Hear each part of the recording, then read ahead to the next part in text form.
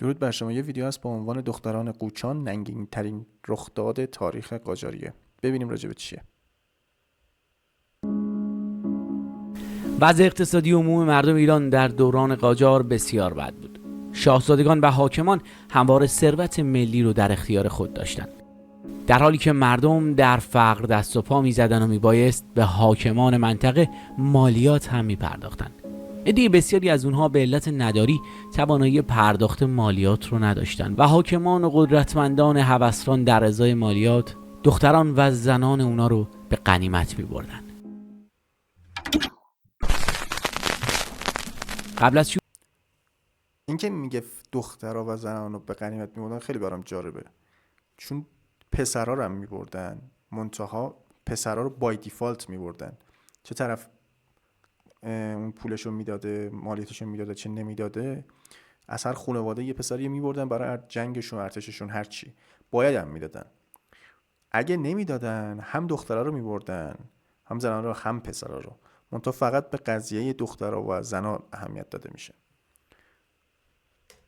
شروع از پایین همین ویدیو عضو کانال ما بشید و با زدن دکمه زنگوله کنارش قبل از همه از ویدیوهای جدیدمون مطلع بشید.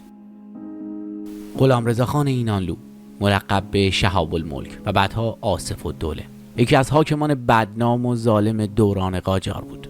نام او با ماجرای فروش دختران قوچان پیوند خورده.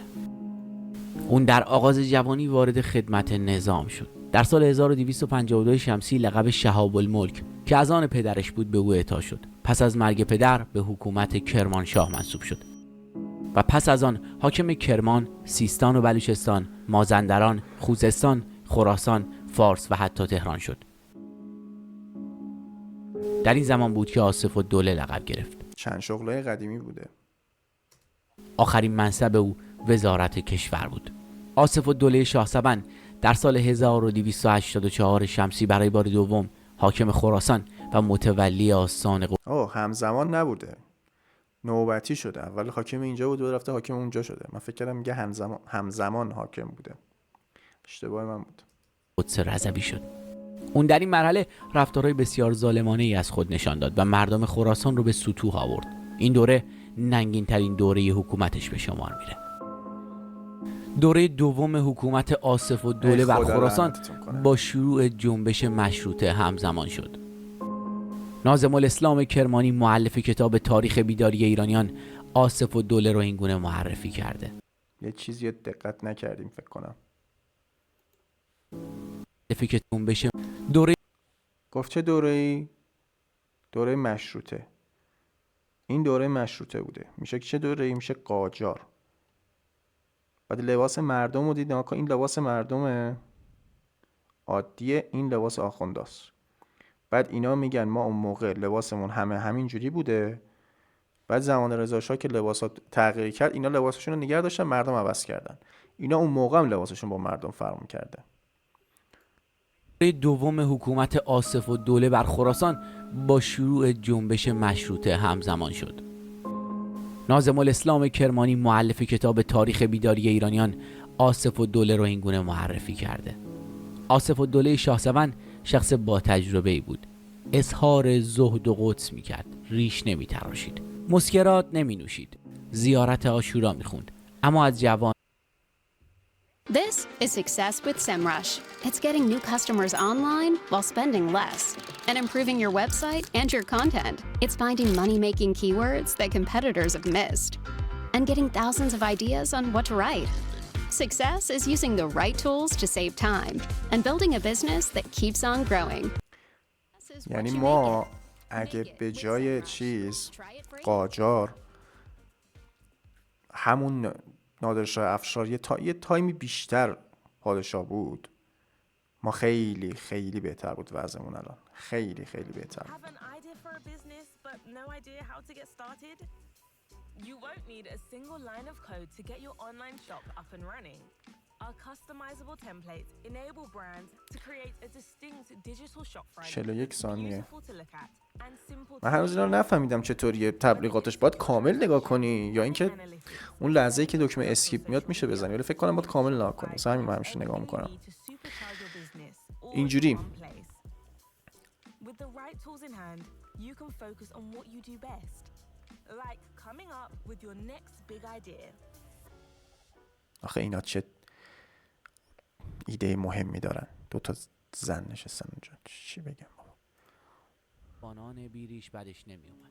آدم کشی میکرد، بی نهایت ظلم میکرد، نماز شب رو ترک نمیکرد، اما در هر شب جماعتی رو بینان میذاشت، تعقیب نماز رو طول میداد. لکن از اول شروع به تعقیب نماز تا پایان اون یک بیچاره زیر چوب و فلک فراشهایش جان میداد. تجارت میکرد، اما تجارت احتکار گندم رو از قرار خرواری 2 تومن از رعیت میخرید و از قرار خرواری 10 تومن یا 20 تومن میفروخت، که گاهی هم در سایر اجناس از قبیل روغن و گوشت و غیره هم همین رفتار رو داشت. حکومت خراسان در دوران قاجار اهمیت بسیار زیادی داشت. علاوه بر حاصلخیزی کشاورزی خراسان، اهمیت مشهد باعث جذب زائران میشد. با فتوحات روسیه در شمال شرقی ایران، تجارت مشهد هم امنیت زیادی پیدا کرده بود و برای تاجران وسوسه انگیز شده بود. اما سود و منفعت حاصل از اون برای حکومت بود و نه مردم خراسان. با اهمیت پیدا کردن خراسان به مالیات‌های رعیت‌ها هم اضافه شد. در سال 1284 شمسی با کم محصولی مزارع و شیوع ملخ در منطقه، مردم قوچان از بابت گرانی و پرداخت مالیات در چنان تنگنای سختی قرار گرفتند که دست به اعتراض زدند. آصف الدوله به عنوان حاکم خراسان به جای حل مشکل خود باعث شدت گرفتن گرانی ها میشد. میرزا من هیچ وقت این قضیه رو متوجه نشدم که ما هممون یه جای به دنیا میاییم. من کره زمین به دنیا اومدم، اینا هم کره زمین به دنیا اومدن. خب بعد چرا من باید به یه کس دیگه پول بدم به خاطر اینکه میخوام این جایی که به دنیا اومدم زندگی کنم؟ اینجا مال کسی نیست که. درسته؟ حالا اوکی، این طرف میگه آقا این پادشاه، این مالک فلانه، ولی باز احمقانه است. هر جوری حساب میکنم احمقانه است. حالا این که به خاطر آبی که تو زمین داره میاد بیرون پول بدیم، اون که دیگه خیلی احمقانه است. قاسم خان صدر اعظم وقت به فرمان مظفرالدین شاه از تهران برای رسیدگی به شکایات رعیت‌های قوچان به این ناحیه رفت. او از آصف الدوله رشوه گرفت و توجهی به پیشنهاد تعدیل مالیات قوچان نکرد. به تهران برگشت و به آصف الدوله تلگراف کرد که مالیات دولت مطابق سالهای گذشته باید پرداخت شود. رعیت هم مجبور بود این مالیات رو به هر طریقی فراهم کنه. این شد که ابتدا داراییش رو فروخت و بعد هم دخترانش رو. بعضی از مأمورین مالیات خود خریدار دختران رعایا شدند. هر دختر رو به جای 12 من گندم حساب کرد و از رعیت می خریدن. سپس دختران ایرانی رو از 15 تا 40 تومان به ترکمنها می فروختن. شایع بود که ترکمانان دختران رو به بازارهای اشقاباد برده و اونها رو حراج می کردن. در این میون تجار ارمنی دختران رو می خریدن تا به عنوان برده و کنیز بفروشن و اونا رو یا به فحشا یا به آوازخوانی و رقاصی در مهمانخونه ها وادار کنن. بعضی از این دختران چندین بار خرید و فروش می شدن و سن و سال این دختران به 9 سال هم می رسیده. این قضیه اصلا خیلی شایع بوده، هنوز هم همین جوریه. اون موقع که خیلی چیز عادی بوده. من نمیدونم چرا، آخه فکر کنم خیلی چیز لابد گنده تر از این. آخه نوشته بود دختران قوچان ننگین ترین رخ داد. گفتم شاید مثلا یه اتفاق خیلی گنده تری افتاده باشه. البته هنوز تموم نشده ویدیو، ولی این خرید فروشش خیلی عادی بوده اون موقع.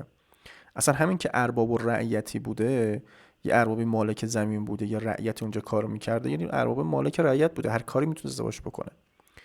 خیلی عادی بوده این قضیه که کسی رو میفروختنش، حالا چه مرد بوده چه زن بوده چه پسر بوده چه دختر بوده، میفروختنش به یه کسی دیگه، به یه کشور دیگه، به یه جای دیگه، حالا هر جوری. الان هم همین جوریه. الان صداش در نمیاد. الان همه خیال میکنن دنیا گل و بلبله، یه کسی که نداره میره میفروشه. خیلی از تو اینترنت یکم بگردید، خیلی از اینجور چیزا پیدا میکنید. ناظم الاسلام کرمانی در کتاب تاریخ بیداری ایرانیان در شرح ماجرا چنین میگه: حکایت قوچان رو مگه نشنیدید که پارسال زراعت به عمل نیومد و میبایست هر یک نفر مسلمان قوچانی سره گندم مالیات بده؟ چون نداشتن و کسی به داد اونا نرسید، حاکم اونجا 300 نفر دختر مسلمان رو در عوض گندم مالیات گرفت و هر دختری رو به ازای 12 من گندم حساب کرده و به ترکمانان فروختن. میگن بعضی از دختر بچه ها رو در حالت خواب از مادراشون جدا میکردن، زیرا که بیچاره ها راضی به جدایی نبودن و شیون میکردن. اگرچه فقر رعیت و ظلم حکومت و حتی دختر فروشی واقعی بی سابقه نبود، ولی همزمانیش با جنبش مشروطه این دو حادثه رو به سرعت تبدیل به یکی از داستان‌های مردم علیه دولت کرد. فروش دختران قوچانی حکایتی همه جانبه شد که هم بین مردم دهان به دهان میچرخید و هم در کاریکاتورها و تصنیف‌های سیاسی اون زمان موثر بود. این بازگویی‌ها نه تنها به برانگیختن مردم علیه استبداد و پیوستن اونها به مشروطه خواهان کمک کرد، بلکه باعث ایجاد فضای همدلی بین مردم شد.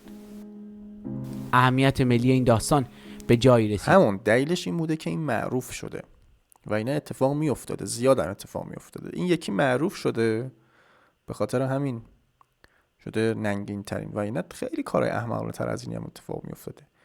مشابه این خیلی بوده، احمقانه تر از این هم زیاد اتفاق میافتاده.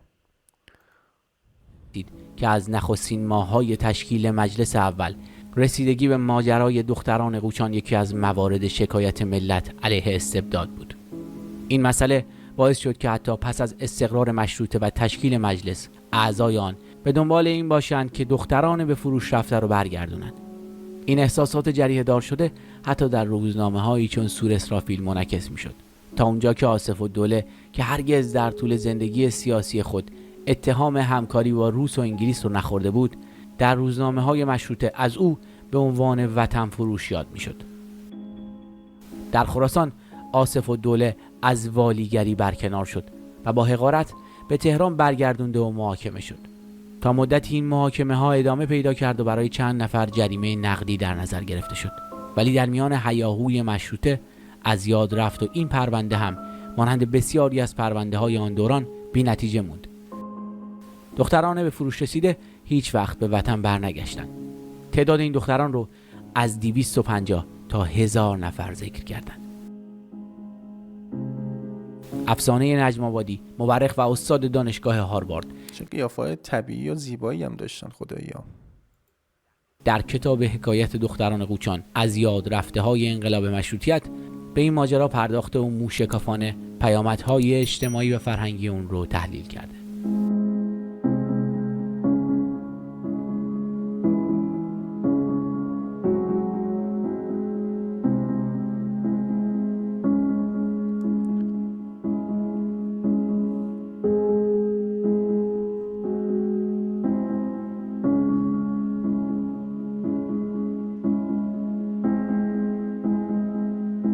مرسی از اینکه تا این لحظه همراه ما بودید. لطفاً نظراتتون رو پایین همین صفحه با ما به اشتراک بگذارید. راستی اگر هنوز عضو کانال ما نشدید، خوشحال میشیم با عضویتتون از ما و فعالیتامون حمایت بکنید.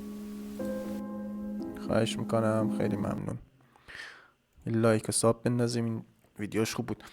ولی این خیلی عادی بوده، خیلی اون موقع اتفاق میافتاده اینجور چیزا که مثلا دخترها رو میفروختن، پسرها رو میفروختن و خود افراد اونجا رو اصلا بلند میکردن. یه دفعه طرف داشته رعیتی میکرده، بلندش میکردن میفرستادنش میگفتن برو، اصلا نمیخوایمت اینجا.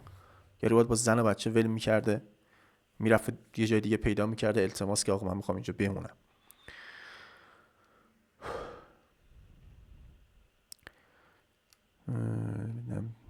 کامنت چی هست بخونیم.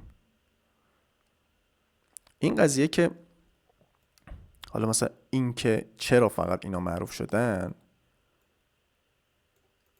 یه دلیلش اینه که حالا به دخترها بیشتر توجه میشه دیگه. شما چون تو تفکر مردم اینه که دخترها معصومن، دخترها نمیتونن از خودشون دفاع کنن، ضعیفن، فلانن.